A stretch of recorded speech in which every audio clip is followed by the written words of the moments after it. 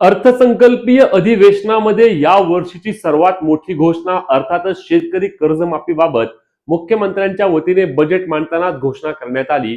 या कर्जमाफीमध्ये 2 लाख रुपयापर्यंतची माफी आणि 50,000 रुपये त्या ठिकाणी शेतकऱ्यांना प्रोत्साहनपर अनुदान म्हणून मिळणार अशा पद्धतीने घोषणा तर झाल्या। परंतु या कर्जमाफीबाबत आता कोणत्याही प्रकारची अधिकृत अपडेट का येत नाही आहे, याचा GR का येत नाही, कर्जमाफी लांबणीवर जाणार की काय, असा प्रश्न राज्यातील सर्व शेतकरी बांधवांना पडलेला आहे। कारण लक्षात घ्या, कर्जमाफीबाबत एकतर समितीने 6 महिने अभ्यास केल्यानंतर या समितीने 14 एप्रिलच्या आसपास त्या ठिकाणी अहवाल दिला। हा अहवाल 20 एप्रिलच्या आसपास मुख्यमंत्र्यांना मिळाला, परंतु त्यानंतर जवळपास 15 दिवस झाले, अजूनही हा अहवाल मंत्रिमंडळ बैठकीमध्ये मांडला गेला नाही आणि त्यामुळे याची मान्यता न मिळाल्याने कर्जमाफी लांबणीवर जाण्याची शक्यता पुन्हा एकदा निर्माण झालेली आहे। कारण लक्षात घ्या, जून महिन्यामध्ये जर शेतकऱ्यांची कर्जमाफी करायची असेल तर या मे महिन्यामध्ये याची अंमलबजावणीची प्रक्रिया होणे आवश्यक असणार आहे, तरच त्या ठिकाणी शेतकऱ्यांना जून महिन्यामध्ये कर्जमाफी मिळेल। अन्यथा लगेच असं नसतं। यामध्ये आता कोणकोणते शेतकरी असणार आहेत, त्यांचे थंब व्हेरिफिकेशन असेल किंवा त्यांचे ऑनलाईन फॉर्म असतील, 2-3 पद्धती असणार आणि त्यानंतर कर्जमाफीची प्रत्यक्षात अंमलबजावणी होऊन शेतकऱ्यांचा जेव्हा बँकांकडे पैसे येतील तेव्हा बँका शेतकऱ्यांना नीलबाकीचा दाखला देतील किंवा त्यांना परत कर्ज वाटप करतील। तोपर्यंत शेतकरी यामध्ये अडकून पडणार आहे। येणाऱ्या काही दिवसांमध्ये आता शेतकऱ्यांसाठी मोठा विषय असणार आहे, कारण खरीप हंगाम सुरू होतोय आणि या खरीप हंगामाच्या पार्श्वभूमीवर कर्जमाफी होईल। कर्जमाफी होऊन शेतकऱ्यांना खरीप हंगाम 2026 साठी पुन्हा एकदा कर्ज मिळेल अशी आशा असतानाच अहवाल येऊन देखील कर्जमाफीबाबत कोणत्याही प्रकारची त्या ठिकाणी अंमलबजावणी होत नाही आहे, GR येत नाही आहे। यासाठी शेवटची मुदत काय असणार आहे, कधीपर्यंत कर्जमाफीची प्रक्रिया सुरू होईल, GR मध्ये काही बदल असतील का, चला लगेच माहिती घेऊया। परंतु त्याआधी आपल्या पेजला फॉलो आणि चॅनलला सबस्क्राईब करा, कारण योजनेसंदर्भातील पुढील सर्व अपडेट तुम्हाला आपल्या चॅनलवर आणि पेजवर सर्वात आधी आणि सर्वात योग्य पद्धतीने शेतकरी मित्रांनो मिळणार आहे। तर यातील पहिला विषय म्हणजे मंत्रिमंडळ बैठकीमध्ये अजूनही या संदर्भातील कोणतीही चर्चा नाही, कारण मंत्रिमंडळ बैठकीमध्ये हा अहवाल सादर केला गेला नाही। आता यामध्ये देखील अशी माहिती मिळाली की समितीचा जो अहवाल आहे त्या अहवालामध्ये असणाऱ्या अटी व निकषांची अंमलबजावणी केल्यास अनेक शेतकरी कर्जमाफीतून वंचित राहतील किंवा कर्जमाफीतून बाहेर पडतील। आपण पाहिलं होतं की 2019 मध्ये झालेल्या कर्जमाफीमध्ये, त्याआधी झालेल्या कर्जमाफीमध्ये जवळपास 6.5-7 लाख असे शेतकरी होते की जे कर्जमाफीसाठी पात्र होते, मात्र अटी व निकष आल्यामुळे ते योजनेतून अपात्र झाले आणि त्यांना या कर्जमाफीचा लाभ मिळाला नाही। मग त्याच पद्धतीने यावेळी देखील कर्जमाफीमध्ये मोठ्या प्रमाणावर अटी अथवा निकष टाकल्यास अनेक शेतकरी अपात्र होतील, म्हणून कर्जमाफीचा अहवाल मान्य नसल्याचे देखील बोललं जात आहे आणि यामुळे मंत्रिमंडळाच्या बैठकीमध्ये अजूनही या संदर्भातील अहवाल सादर केला नाही। जेव्हा अहवाल सादर केला जाईल तेव्हा मंत्रिमंडळ बैठकीमध्ये मान्यता मिळेल आणि मंत्रिमंडळ बैठकीमध्ये मान्यता मिळाल्यानंतरच त्या ठिकाणी शेतकऱ्यांसाठी कर्जमाफीचा GR येईल किंवा कर्जमाफीची अंमलबजावणीची प्रक्रिया सुरू होईल।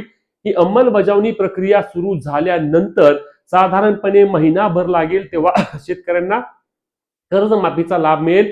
प्रोत्साहनपर अनुदानाबाबत देखील अजूनही अनेक शेतकरी नेते असतील, किसान सभा असतील किंवा राज्यातील विविध शेतकऱ्यांच्या वतीने स्पष्टपणे मागणी होत आहे की 50,000 रुपये खूप जास्त कमी आहे, आम्हाला किमान 1.5 लाख रुपयापर्यंत प्रोत्साहनपर अनुदान द्यावे, तरच आम्हाला या कर्जमाफीचा किंवा या प्रोत्साहनपर अनुदानाचा फायदा होईल। अन्यथा आम्ही दरवर्षी इकडून तिकडून पैसे उसने घेऊन आम्ही आमचे कर्ज नवे जुने करतोय, परंतु आम्हाला मात्र याचा कोणताही लाभ होणार नाही जर फक्त 50,000 रुपये आम्हाला मिळाले तर। यासोबत पुढचा महत्त्वाचा प्रश्न म्हणजे जून महिन्यामध्ये आता कर्जमाफी शेतकऱ्यांची होण्याची शक्यता मोठ्या प्रमाणावर कमी झालेली आहे। या महिन्यामध्ये अजून GR नाही। जेव्हा GR येईल तो GR मान्य शेतकऱ्यांना होतोय की नाही, तो GR आल्यानंतर त्याची अंमलबजावणी प्रक्रिया यासाठी साधारणपणे महिना-दीड महिना जात असतो आणि तो महिना-दीड महिना गेल्यानंतर मग शेतकऱ्यांना जून महिन्यामध्ये कशा पद्धतीने कर्जमाफी होईल। शेतकऱ्यांचा खरीप हंगाम येत आहे, शेतकऱ्यांना खरीप हंगामाच्या पूर्वी कर्ज मिळेल अशी आशा असताना शेतकऱ्यांना आता जर कर्जमाफी लांबली तर मोठा फटका देखील बसणार आहे। आता या कर्जमाफीच्या आंदोलनामध्ये मुख्य असलेले बच्चू कडू यांच्याकडून देखील आता या संदर्भात मुख्यमंत्र्यांना माहिती दिली आहे किंवा मुख्यमंत्र्यांना पत्राच्या द्वारे कर्जमाफी अंमलबजावणी लवकर करून त्यासोबतच प्रोत्साहनपर अनुदानामध्ये वाढ करून 1 ते 1.5 लाख रुपयापर्यंत प्रोत्साहनपर अनुदान शेतकऱ्यांना द्यावे अशी देखील मागणी केली गेली आहे। परंतु बच्चू कडू यांनी याबाबत एक गोष्ट देखील सांगितली आहे की महिना-दीड महिन्यामध्ये तुम्ही GR काढा। मग लक्षात घ्या, महिना-दीड महिना GR काढा अशी मागणी जर आंदोलकांकडून होणार असेल तर GR यायला जर समजा अजून एक महिना गेला म्हणजे मे महिना अख्खा जाईल, जून महिन्यामध्ये जर GR आला, अंमलबजावणीसाठी जुलै महिना आणि मग शेतकऱ्यांना कर्जमाफी का ऑगस्ट सप्टेंबर महिन्यात मिळणार का? शेतकऱ्यांना यामुळे मोठा फटका बसेल, कारण लक्षात घ्या, कर्ज थकीत गेलेलं आहे. पुढील हंगामासाठी शेतकऱ्यांकडे पैसे नाहीत. पीक विम्याबाबत शेतकऱ्यांना पैसे मिळाले नाहीत. एल निनोचा मोठा फटका बसणार आहे. पाऊस कमी होणार आहे आणि सर्व संकट शेतकऱ्यांवरती एकत्रित ओढून आलेले आहेत आणि यामुळे राज्यातील शेतकरी सध्या चिंतेत असल्याचं पाहायला मिळत आहे. कर्जमाफीबाबत कृषी मंत्री असतील, कृषी विभाग असेल, मुख्यमंत्री असतील, यांच्या वतीने आता लवकरात लवकर अंमलबजावणी करून जास्तीत जास्त शेतकऱ्यांना या कर्जमाफीचा लाभ देण्यात यावा अशी देखील विनंती केली जात आहे. त्यासोबतच अनेक बँका देखील आता शेतकऱ्यांना पुन्हा एकदा नोटीस पाठवत आहेत अशी देखील माहिती मिळत आहे की कर्ज भरा, कर्ज नवे जुने करा. आणि त्यामुळे राज्यातील शेतकरी नक्कीच चिंतेत आहे आणि यात जर कर्जमाफी जर लांबली तर शेतकरी कोलमडून देखील पडू शकतो. म्हणून पुन्हा एकदा राज्य सरकारला विनंती आहे की लवकरात लवकर याची दखल घेऊन शेतकरी कर्जमाफीची अंमलबजावणी करावी आणि राज्यातील शेतकऱ्यांना जास्तीत जास्त प्रमाणामध्ये कर्जमाफीचा लाभ द्यावा. अन्यथा शेतकरी मोठ्या आशेवर आहे आणि त्यांची मोठी निराशा देखील होऊ शकते.